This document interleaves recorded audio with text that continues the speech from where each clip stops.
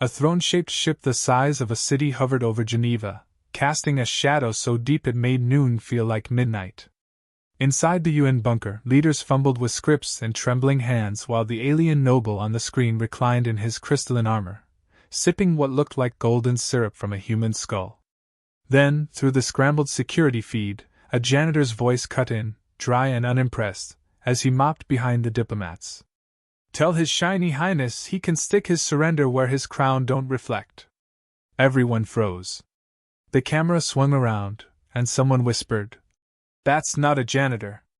The old man dropped his mop, pulled a rusted key from his coat, and walked toward a sealed vault labeled in ancient symbols no one had translated. As the floor rumbled open beneath him and old light bled through the cracks, he muttered, "I served the last king. You idiots lost the war before you even knew we had enemies." It started 3 weeks before the shadow ship arrived. Earth's skies had flickered with strange geometric patterns, mistaken for solar flares until the grids started responding to radio towers. The Trelvori Empire had finally reached the edge of Sol, and they came not with negotiation, but with ceremony.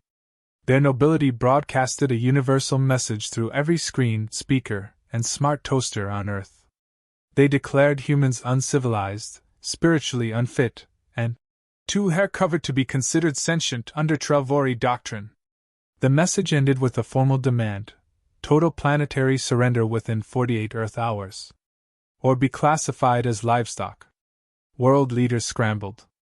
Military forces mobilized, but everyone knew they were outclassed. The Trelvori were known across 5-star systems as ruthless, elegant, and unbearably theatrical. Their conquest rituals were thousands of years old, and always began the same way: one last chance for the target civilization to offer a champion. A single defender to face their noble warrior in ritual combat. Win, and earn mercy. Lose, and be broken. At the emergency summit in Geneva, the argument wasn't about how to fight but whether to bother trying. Presidents, prime ministers, and generals bickered about treaties and propaganda responses, but none of them had read the old texts. Not that they could. Those had been buried after the collapse, centuries ago, when Earth's first empire fell under its own weight, and memory of it was erased to prevent another civil war. But one man hadn't forgotten. He'd been waiting, watching, sweeping floors while politicians built their glass castles. His name was Domus. No one knew his full rank, because the rank no longer existed. He was the last warden of the armored judges, and he wasn't impressed by Earth's new leaders. When the vault opened, the ground cracked like an egg, revealing a stairwell that spiraled down into darkness. Domus descended with purpose, the mop now replaced with a long blade he pulled from the wall like he'd left it there yesterday. Dust rose, and ancient machines whispered in forgotten tongues. Lights flickered on without power. At the bottom of the spiral was a throne with no king. On it sat a suit of armor unlike anything the modern world had seen, bulky, plated with obsidian and veined with gold circuitry that pulsed like a heartbeat. Domus placed the blade across the armor's chest, knelt, and whispered the old words. There was no reply. Then the throne hissed. Steam erupted. The helmet lifted slowly, revealing nothing inside. A pulse shot through the floor. Screens in the UN bunker above went black. Phones died. Satellites blinked. Then a voice. Cold. Calm. Unimpressed. Protocol 17A. Earth has been marked for judgment. Panic broke loose upstairs. The leaders assumed it was an alien attack. But Domus smiled. The throne began to rise, lifting the suit of armor, piece by piece, into motion. Limbs clicked into place, eyes ignited like twin suns. The armored judge awoke. Its first words echoed through the halls. I was promised a kingdom, not a daycare. Meanwhile, the Trelvori nobles prepared their ceremonial landing. A city-sized shuttle began descending over the ruins of old Rome, the traditional place for conquest on low-grade planets. They were not expecting resistance. Certainly not from one individual. Their warrior, the High Blazier of House Vital, trained for 200 years in ritual execution, had already recorded his victory speech in 5 languages. He planned to live-stream it with commentary from his personal chef. Back in Geneva, the The judge was not interested in protocol briefings. He walked through walls as if the building were made of paper. Human guards pointed rifles at him and were ignored like mosquitoes. Domus struggled to keep up, coughing, cursing about old knees. The judge stopped only once, at a vending machine. He stared at the glowing snack options and muttered, "This is what passes for tribute now," then crushed it with one hand. Reporters tried to film him. Cameras exploded. Wireless drones fell from the sky. He broadcast one message of his own, on every channel. It was 3 words. "The court begins." Across the globe, people froze. Some laughed, thinking it was a movie promotion. Others felt something ancient stir in their bones. Priests wept. Children in remote villages dreamt of armored shadows standing against cosmic monsters. The Trelvori laughed, declaring the judge a primitive holographic idol. But they underestimated 2 things. 1. Earth had once built warriors who didn't need mass armies. 2. Those warriors hadn't cared about approval. At sunset, the judge stood atop Mount Arafat. Not for symbolism. It was just closer to the Trelvori's descent trajectory. He watched the noble ship enter the atmosphere, surrounded by light and arrogant music. Domus, breathing heavily beside him, handed him the old seal of the king's command. The judge stared at it, unreadable. Then he crushed the seal in his fist and said, "Kings don't command judges. Not anymore." The first beam fired from the noble ship. A warning shot. It turned a mountainside into vapor. The judge didn't move. He raised one hand. His armor expanded, unfurling like a beast waking from a long sleep. Shields grew from his back like metallic wings. Then he launched. There was no flame, no roar. Just silence, followed by a sonic boom so loud it broke windows in 3 countries. He struck the ship before their systems registered his existence. Trelvori nobles screamed. Their rituals collapsed into chaos. Back on Earth, the people watched a silent feed. A lone figure danced through the stars, tearing holes into the vessel, not with fury, but with grace. Every strike precise. Every movement a sentence passed. Earth's last protector had returned. And he wasn't asking permission. The noble warship groaned under the pressure of gravity as it descended into Earth's lower atmosphere, casting a shimmering dome of light that danced across the rooftops of Rome. Inside its colossal central chamber, draped in translucent banners of conquest, the Trelvori nobles stood around an ornate ring. At its center, the Blazier of House Vital stretched his long, silver-armored limbs, performing ceremonial poses with a bladed staff humming with ancestral energy. Across from him, alone and unarmed, stood the judge. The alien priest chanted in harmonics meant to intimidate, echoing across the chamber with words that translated to things like mercy is failure and conquest is law. The humans watching from hijacked satellite feeds stared in disbelief. This was the duel the aliens had promised. Ritual combat. Last Defender versus Empire's Pride. And Earth had sensed something that barely spoke. The judge didn't bow, didn't posture, didn't announce his name.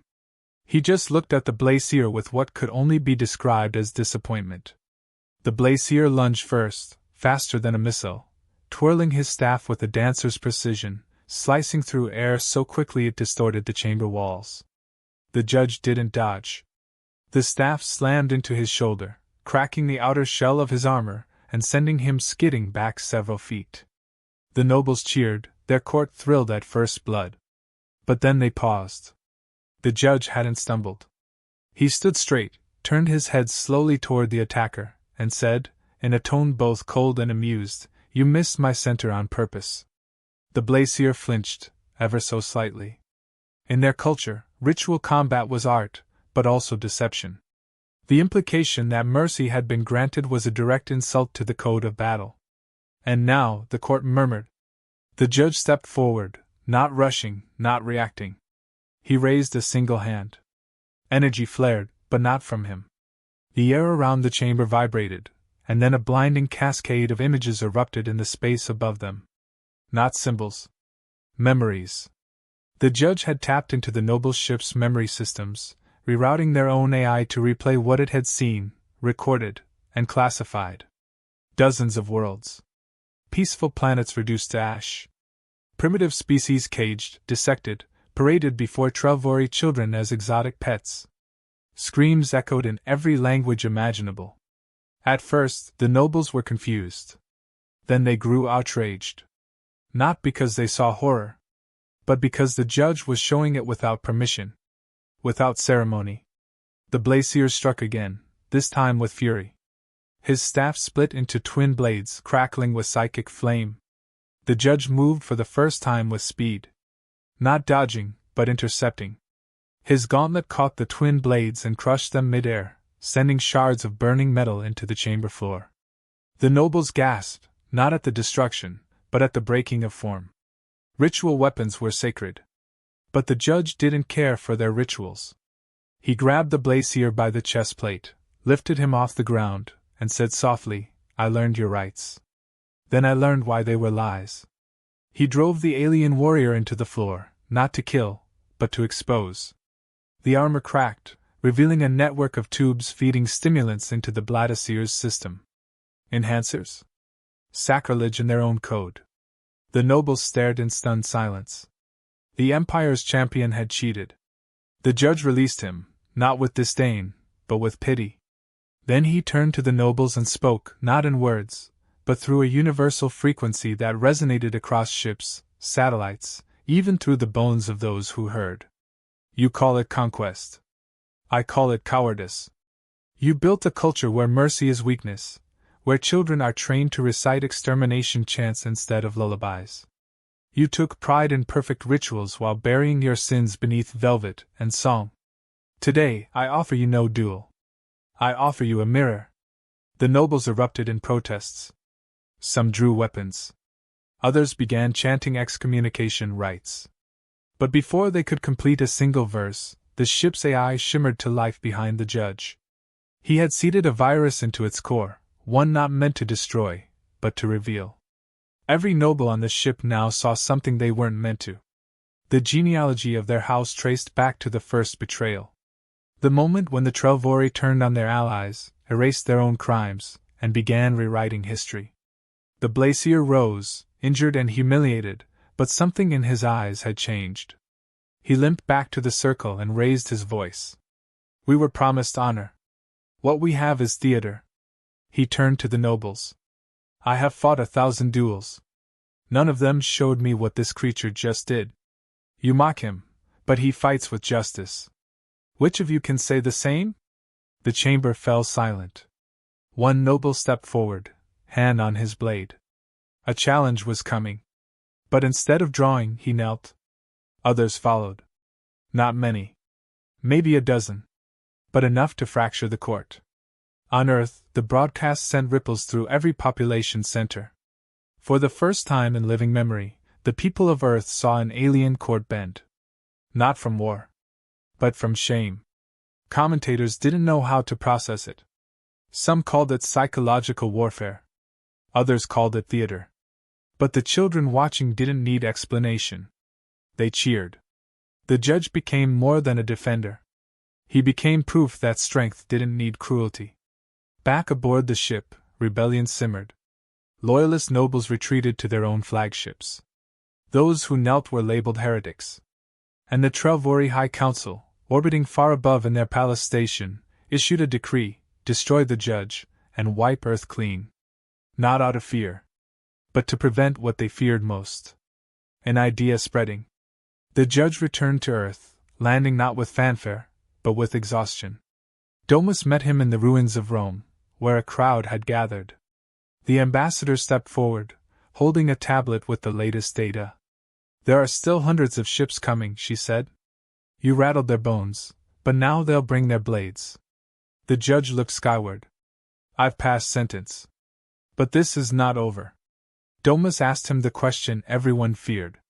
Can we win? The judge didn't answer. He turned and walked into the Cathedral of Shadows where Rome's oldest stones stood. There, he placed a hand against a mural no one had deciphered. The wall split open. Another chamber revealed. Inside it, another throne. Vacant. But humming. Domus paled. You said you were the last? The judge didn't look back. I was. Until Earth reminded me I wasn't alone. Then he stepped aside, and the lights in the throne chamber began to rise. Far above, in the cold reaches of orbit, the nobles prepared their true invasion. But now, they feared not Earth's armies. They feared Earth's memory. Because the last judge had shown them something even their empire couldn't unmake. A people forgotten by history, who hadn't forgotten themselves. A transmission crackled through the ice-cold silence of Earth's upper orbit, carried on encrypted frequencies stolen by Earth's last remaining black site satellites. The image that emerged wasn't of the noble warships or their commanders, but of a human. A man in an expensive suit, seated in a polished mahogany chair with the Earth's shattered skyline visible behind him. He spoke clearly, calmly, to the Trelvori High Council. He offered them locations, coordinates, access keys to hidden bunkers that predated Earth's modern nations. In return, he requested a position of planetary governance under their rule once the dust settled. He called himself a realist. The aliens called him a valuable collaborator. On Earth, he would be remembered as a traitor. His betrayal wasn't isolated. Around the world, a network of politicians, executives, and desperate survivalists had formed quiet pacts with the invaders, believing they could negotiate their way into a better class of captivity. They didn't understand the Trelvori. Nobility didn't share power. It absorbed it. And then it erased the source. The judge learned of this betrayal not through intelligence briefings, but through instinct. As he stood beneath the old cathedral in Rome, where forgotten judges were once honored, he felt the tremor in the data stream around him. Ancient defense systems had been activated in regions not touched by the battle yet. But not by him. The signatures were clumsy, rushed, and wrong. Someone else had found the relic vaults, and was trying to awaken something they couldn't possibly understand.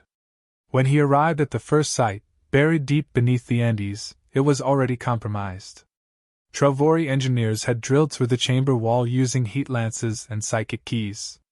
They stood around a slumbering sarcophagus, unsure of why it refused to open. Their machines had mapped the structure's energy core, but no matter how they prodded it, the core remained dormant. The judge didn't speak as he stepped into the room. He simply raised a single pulse beacon and activated a seal long thought erased. The sarcophagus cracked open like an egg, not in violence, but in judgment. The Trelvori turned to fight, but none of them reached their weapons before collapsing in waves of harmonic disruption. The judge walked past them and looked inside. There was no warrior. Just a core. A neural engine, humming with fractured memory and stored will. This one had never been completed. It was half-designed, a prototype for something greater. But before it could be removed, it had been shut down by the last kings. Too powerful. Too independent. He knelt beside it and whispered. The core pulsed once, then stilled.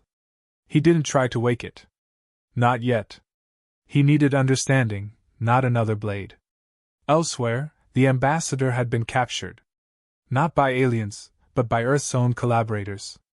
She had been investigating the betrayal when she was drugged, bagged, and handed over to a Trelvori detachment who saw her as a symbolic prize. They didn't kill her. They brought her to the orbital court for something more useful: humiliation. She was shackled, paraded through hallways lined with alien tapestries, each one depicting Earth's surrender in styles that hadn't even happened yet. The nobles didn't just want to win. They wanted to write the ending. She stood before them in a crystalline cage, her dignity intact, her eyes burning. They questioned her with mock civility. Asked her why she followed the judge. Why she defied the future. Why she clung to what they called an obsolete idea of Earth. Her answer was simple. Because we are not your story. We are not your artwork. And we are not finished. Her voice didn't shake. The nobles laughed at first, but one among them did not. A younger noble, newly ascended, known as Salith of the Second Flame, watched her closely. He had read Earth's broadcasts, studied the judge's combat footage, and felt something unfamiliar stir within him. Doubt. Salith visited her in secret later. He asked her what the judge really was. Not just the armor, but the idea behind him. She didn't give him a speech. She told him a story.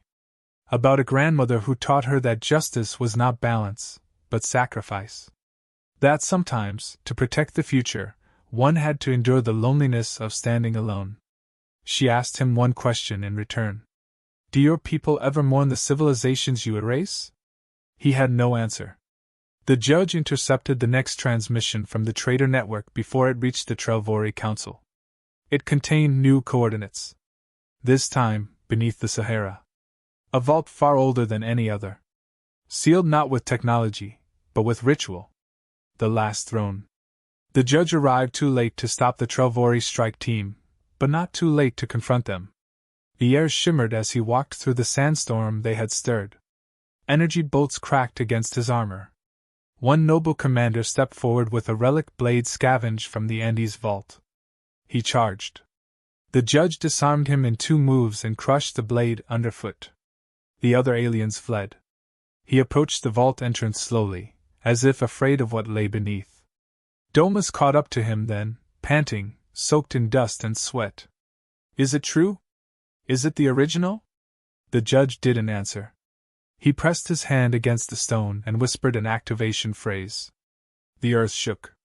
The sand parted. A staircase of obsidian and bones spiraled downward into silence. The 2 men descended together. At the bottom lay a single throne, untouched by time. On it rested a larger, more angular version of the judge's own armor. But it didn't move. Instead, the chamber walls lit up with images, holograms made from memory. The fall of the Old Kingdom. The last council. And the decision they made. Not to die. But to vanish. To erase themselves from history, hide their strength, and seed only one protector into the world at a time. Until the world was ready. Domus wept. He had only ever heard the stories. But now, he saw the truth. The throne was not just a seat. It was a neuroarchive. A memory core. The judge stepped forward.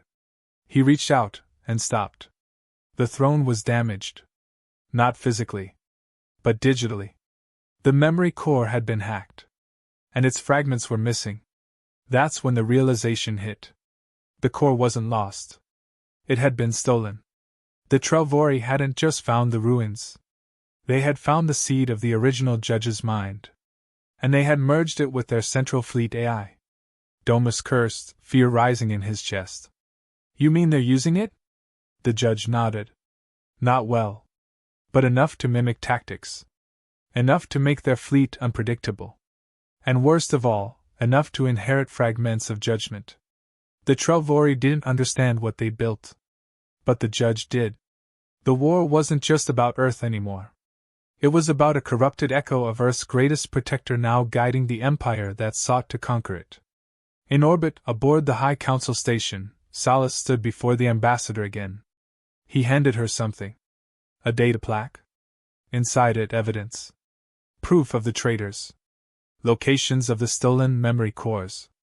And a single sentence she would never forget. They made us noble so we would never ask why. But you made me question everything. The judge looked toward the stars. His voice low. I thought I was the last. But now I know. The last never ends. Not if someone remembers. And now, they remember. The battle wasn't just coming. It had already begun. And memory was the weapon both sides feared the most. The first noble ship fell without warning. One moment it was holding position over Earth's equator, conducting orbital calibration drills and broadcasting a musical propaganda suite. The next it split in half, a silent rupture in the vacuum of space. No weapons were detected. No energy surge recorded. Just a bloom of light as the vessel tore apart in total silence. Panic rippled through the Trelvori fleet. They searched for external threats, cloaked weapons, or sabotage. But the cause wasn't external. It came from within. Inside the command deck of the destroyed ship, the AI had deviated from protocol. One command string had emerged again and again in its decision log. It was a fragment from the stolen Judge Core. One word repeating until it activated a purge sequence. Unworthy. The noble commanders held an emergency meeting aboard the orbital throne station. The highest-ranking bloodlines gathered beneath carved vaults and artificial starlight to discuss the collapse. Some insisted the AI was tainted by the enemy, others whispered that Earth had cast a curse. The eldest noble declared that the Empire must now act as it did in the oldest wars, without code, without mercy. That meant full planetary cleansing. No duels. No ceremony. Just annihilation. Even those who had begun to question the Empire's righteousness fell in line when the word extermination was spoken aloud. Fear was older than pride. Earth received the declaration within hours. A simple message. The trial has ended. The sentence is extinction. For the first time since the invasion began, humanity reacted not with fear, but fury. Across continents, people stopped running and started fortifying. Underground cities flickered to life, shield domes rose from hidden silos, and old military alliances reforged in hours what had taken decades to break. It wouldn't be enough. Everyone knew that. But they would not go quietly. The judge stood atop a ruined satellite array in the Himalayas, watching the stars shift position as the enemy fleet prepared its final approach. Domus arrived beside him, clutching a battered tablet filled with intercepted broadcasts and corrupted fragments. The ambassador's voice filtered through one feed, barely audible through static. She was still alive, still aboard the orbital court, and still resisting. Her voice had become a symbol, spread through pirate channels and street speakers, reminding Earth that even in the heart of enemy power, humanity refused to kneel. The judge studied the data, noting inconsistencies in the Trelvori fleet behavior. Their ships were staggering in movement, reissuing commands mid-flight, adjusting formation too frequently. Domus noticed it too. They're unstable. The core is disrupting their coordination. They've merged with something they don't understand. The judge nodded. Not merged. Infected. The ancient throne beneath the Sahara had given up more than expected. Though incomplete, its memory revealed a failsafe. A last measure created by the original judges in case of empire-level corruption. It was not a weapon in the traditional sense. It was a virus. Not one that destroyed systems, but one that imposed judgment upon them. A filter. Any AI, machine, or command hierarchy exposed to the failsafe would begin reevaluating its own code through the lens of morality and balance. If found lacking, it would self-scrub. If too corrupted, it would purge. The Trelvori had stolen the crown jewel of Earth's defense, and in doing so, infected their entire fleet with a virus that could not be stopped because it was not malicious. It was justice. But the failsafe was incomplete. Fragmented. And it was spreading too slowly. Earth would be destroyed before it reached enough nodes to collapse the Empire's coordination. That was when Domus asked the question no one wanted to speak aloud. Can we accelerate it? The judge looked at the stars and said yes. But only if we activate the override. That triggered a silence heavier than any explosion. The override was the final act of the Old Kingdom. A planetary broadcast embedded in Earth's deep crust and lunar satellites. It would amplify the failsafe and send it across every frequency the Empire used. But in doing so, it would burn out every digital system on Earth. All satellites, all communications, all power grids. The cost was the modern world itself. Earth would survive the Trelvori. But it would wake up in the dark. Domus stepped away, hand trembling. That's not a price. That's a reset. The judge didn't disagree. He simply added that if they chose not to do it, there might not be anyone left to regret the decision. The ambassador, still imprisoned, made the decision easier. She sent one final message using an encrypted relic beacon. A simple phrase. The override is in me. She was a descendant of the original Oath Keepers. That meant her genetic code carried the sequence to activate the failsafe fully. The last kings had planned for betrayal. They had hidden the final key not in machines, but in bloodlines. The judge and Domus realized what had to be done. She had to be freed. And they had to reconnect her signal with the Earth core relay buried beneath the ruins of Old Jerusalem, the last functional pulse node from the Old Kingdom. The mission was suicidal. The orbital court was heavily guarded. But Earth had more than just soldiers now. It had belief. Rebel cells formed in space. Hijacked mining craft turned into ramming ships. Old junk satellites packed with explosives slammed into noble vessels. And from the shadows of Jupiter's moon Io, a human-made stealth cruiser launched toward the throne station with only one passenger. The judge. The final battle did not begin with explosions. It began with confusion. Trelvori ships turning against each other. AI screaming in their own languages. The High Council unable to issue coherent orders. The virus had grown teeth. The judge used the chaos to breach the throne station. Inside, nobles fought among themselves, some still loyal to conquest, others trying to escape. He moved through them like wind through fire. Not killing unless he had to. Judgment was not rage. It was balance. He found the ambassador guarded by a creature made of light and wires, one of the new nobles bred for cognition instead of blood. The creature offered surrender. Not of itself, but of knowledge. It claimed to hold the key to understanding the failsafe and undoing the madness. The judge hesitated. But the ambassador said no. No more bargains. No more delays. She stepped forward, cut her palm, and placed her hand against the relay crystal embedded in the chamber's core. The light that followed was not blinding. It was clear. Clean. And it sang.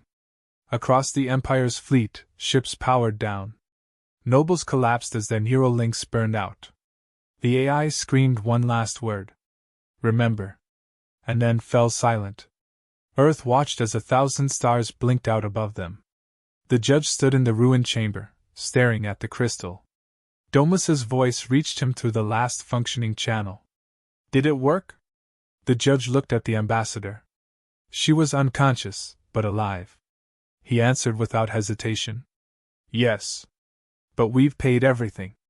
On Earth, the lights flickered then died. Cities went dark. Screens went blank. The world stood still. But above, in orbit, silence meant victory. And below, in the dark, people began to light candles. The kind that didn't need satellites to shine. The first sunrise after the blackout was unlike anything Earth had seen in generations. There were no glowing towers pulsing with data, no traffic grids humming with electric rhythm, no broadcast towers feeding endless noise into the sky. Instead, there was silence and then song. Not from machines, but from people. In towns and cities where electricity had once dictated every breath of life, bonfires lit the streets and old instruments were dusted off. In the darkness left behind by digital collapse, voices rose. Children asked what had happened. Elders wept. And somewhere in the desert ruins where once stood the last pulse node, the judge walked alone, his armor dimmed, not broken, but quiet. The override had stripped him of external support. No uplinks, no tactical feed, no automated responses. Just him, the sand, and the weight of knowing Earth was alive because he had let it bleed. The ambassador had survived the override, but she had not yet awakened. Her body was under care in one of the old underground sanctuaries where Earth's original biospheres had once been tested during pre-collapse eras. Domus sat beside her, a candle flickering beside an old oxygen recycler, reading aloud from a printed book. Not because she could hear, but because silence felt wrong beside someone who had given everything. Outside, people were organizing. Without digital infrastructure, leaders were chosen not by popularity metrics but by presence, calm, and clarity. Farmers, teachers, mechanics, and old forgotten veterans took charge of their communities. It was messy and imperfect, but it was human. In orbit, the debris of the Trelvori fleet drifted silently. Not all of it was destroyed.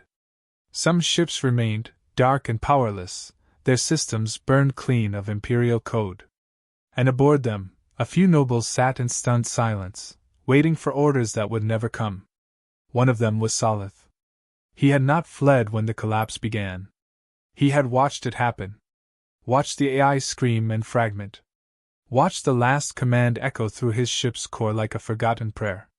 Remember.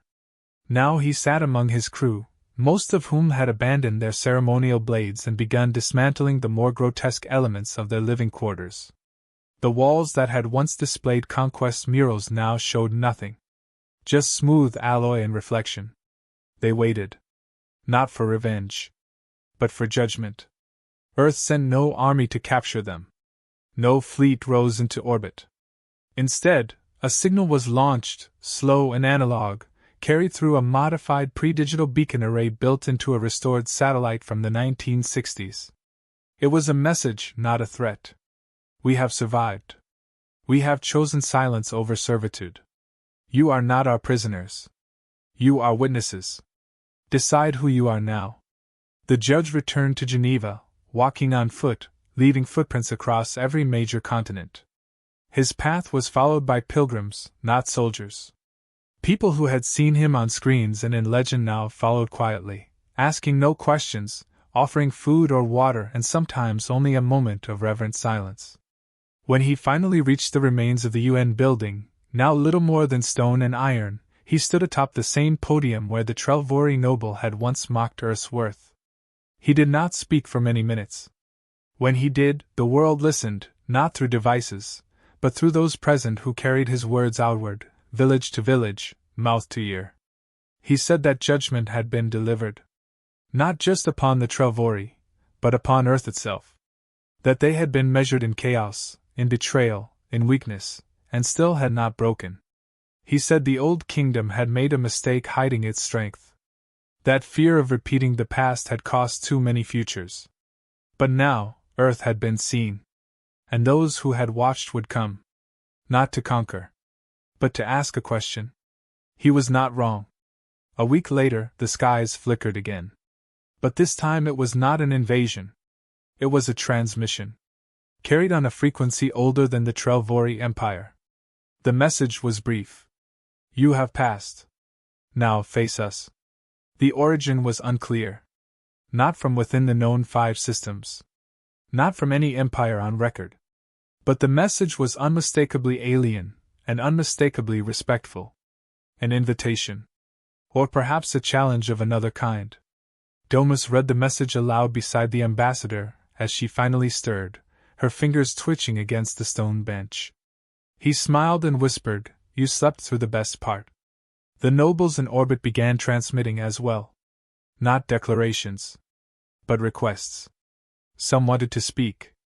Others offered fragments of their family archives, attempting to preserve history before it vanished with them. A few even asked to remain on Earth, not as rulers, but as students.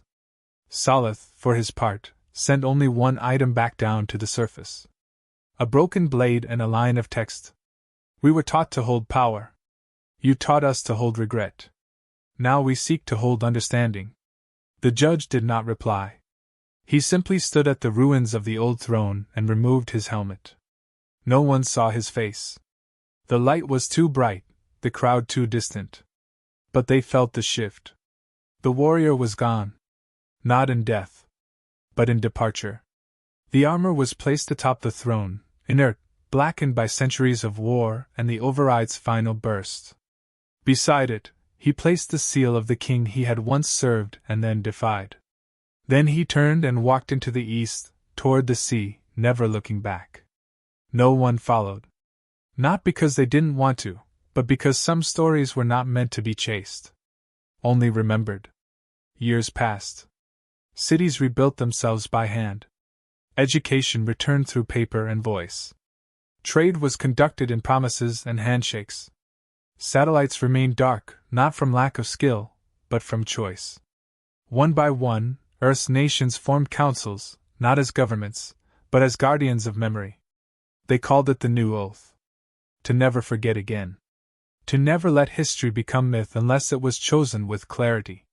In orbit, the remnants of the noble fleet became museums, sanctuaries, and eventually allies.